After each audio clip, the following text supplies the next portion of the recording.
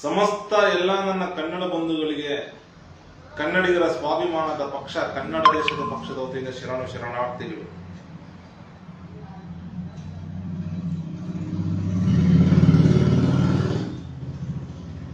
ಕನ್ನಡ ಧರ್ಮಗುರು, ಕನ್ನಡ ದೇಶದ ನಾಯಕ, ಕನ್ನಡ ಧರ್ಮದ ಮಹಾತ್ಮ ಬಸವಣ್ಣನವರನ್ನ ಕರ್ನಾಟಕದ ಸಮಸ್ತ ಕನ್ನಡ ಬಂಧುಗಳ ಸಾಂಸ್ಕೃತಿಕ ನಾಯಕ ಅಂತ ಘೋಷಣೆ ಮಾಡಿರುವ ಸರ್ಕಾರಕ್ಕೆ ನಮ್ಮ ಪಕ್ಷದಿಂದ ತುಂಬು ಹೃದಯದಿಂದ ಅಭಿನಂದನೆಗಳನ್ನು ಸಲ್ಲಿಸ್ತಾ ಇದ್ದೀವಿ.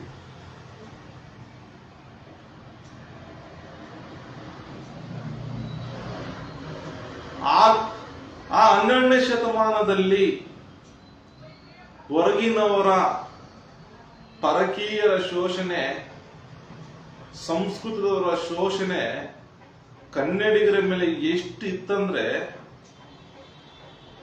ನಾವು ಬದುಕೋಕ್ಕೂ ಸಾಧ್ಯ ಇಲ್ಲ. ಆ ಮಟ್ಟದ ಶೋಷಣೆ, ದಬ್ಬಾಳಿಕೆ, ಗೂಂಡಗಿರಿ, ದೌರ್ಜನ್ಯ ನಡೀತಾ ಇತ್ತು. ಅಂತಹ ಸಂದರ್ಭದಲ್ಲಿ ಎಲ್ಲ ನಮ್ಮ ಸಮಸ್ತ ಕನ್ನಡ ಬಂಧುಗಳನ್ನು ಉಳಿಸುವುದಕ್ಕಾಗಿ, ಅದರ ಜೊತೆಗೆ ತಮಿಳವ್ರನ್ನ, ತೆಲುಗವ್ರನ್ನ, ಮಲಯಾಳಿಗೂ ಉಳಿಸೋದ್ರ ಸಲುವಾಗಿ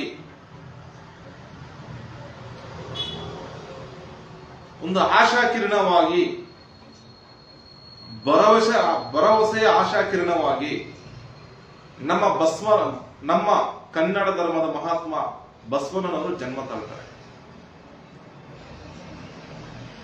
ಮಿತಿಮೀರಿದ ಸಂಸ್ಕೃತ ಹೇರಿಕೆಯಿಂದ, ದಬ್ಬಾಳಿಕೆಯಿಂದ, ಶೋಷಣೆಯಿಂದ ನಮ್ಮ ಕನ್ನಡ ಬಂಧುಗಳು, ಮಲಯಾಳಿಗಳು, ತೆಲುಗವರು, ತಮಿಳವರು ತುಂಬಾ ಶೋಷಣೆಗಳು ಪಡ್ತಾ ಇರ್ತಾರೆ, ಪಡಬಾರ್ದು ಹಿಂಸೆ ಪಡ್ತಾ ಇರ್ತಾರೆ. ಆ ಸಂದರ್ಭದಲ್ಲಿ ನಮ್ಮ ಬಸವಣ್ಣವರು ದೊಡ್ಡ ಕ್ರಾಂತಿ ಮಾಡ್ತಾರೆ. ಆ ಕ್ರಾಂತಿನೇ ಕನ್ನಡ ಧರ್ಮದ ಕ್ರಾಂತಿ. ಅಂತವ್ರನ್ನ,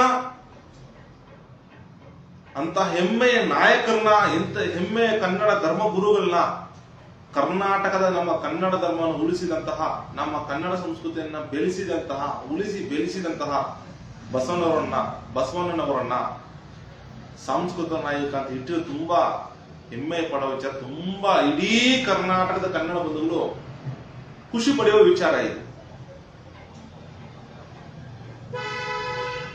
ಅಂತಹ ಕನ್ನಡ ದೇಶದಲ್ಲಿ ಆವಾಗ ಸಂಸ್ಕೃತ ಹೇರಿಕೆ ಆಗ್ತಾ ಇತ್ತು, ಈಗ ಹಿಂದಿ ಹೇರಿಕೆ ಆಗ್ತಾ ಇದೆ. ಈ ಹಿಂದಿ ಹೇರಿಕೆ ಶಿಕ್ಷಣದಿಂದ ಏನು ತ್ರಿಭಾಷಾ ಸೂತ್ರ ಇದೆಯಲ್ಲ, ನಮ್ಗೆ ತ್ರಿಭಾಷಾ ಸೂತ್ರ ಬೇಡ,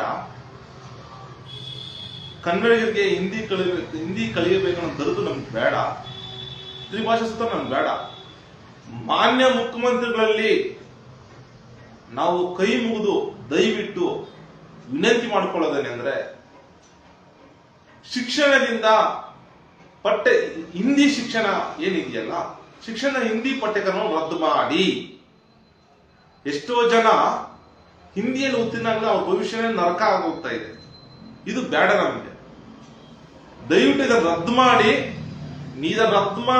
ಹಿಂದಿ ಏರಿಕೆ ಕರ್ನಾಟಕದಲ್ಲಿ ಆಗೋದ್ರೆ ಹಿಂದಿ ಏರಿಕೆ ನೀವು ತಡೆದ್ರೆ ಮಾನ್ಯ ಮುಖ್ಯಮಂತ್ರಿಗಳೇ, ಕನ್ನಡ ಧರ್ಮದ ಮಹಾತ್ಮ ಬಸವಣ್ಣನವರನ್ನ ಕರ್ನಾಟಕದ ಸಾಂಸ್ಕೃತಿಕ ನಾಯಕ ಅಂತ ಘೋಷಣೆ ಮಾಡೋಕೆ ಒಂದು ಅರ್ಥ ಇರುತ್ತೆ. ನಮ್ಮ ಪಕ್ಷದಿಂದ ತಮ್ಮ ವಿನಂತಿ ಮಾಡ್ಕೊಳ್ತಾ ಮತ್ತೊಮ್ಮೆ, ಹಿಂದಿ ಏರಿಕೆ ತಡೀರಿ. ಪಠ್ಯದಿಂದ, ಶಿಕ್ಷಣದಿಂದ ಹಿಂದಿ ಶಿಕ್ಷಣವನ್ನ ರದ್ದು ಮಾಡಿ. ನಮ್ಗೆ ಬೇಡ, ತ್ರಿಭಾಷಾ ಸೂತ್ರ ಬೇಡ. ನೀವು ಬಸವಣ್ಣನವ್ರನ್ನ ಅನುಕರಣೆ ಮಾಡಿ ಸಂಸ್ಕೃತ ನಾಯಕ ಅಂತ ಘೋಷಣೆ ಮಾಡೋಕೆ ಒಂದು ಅರ್ಥ ಬೇಕು.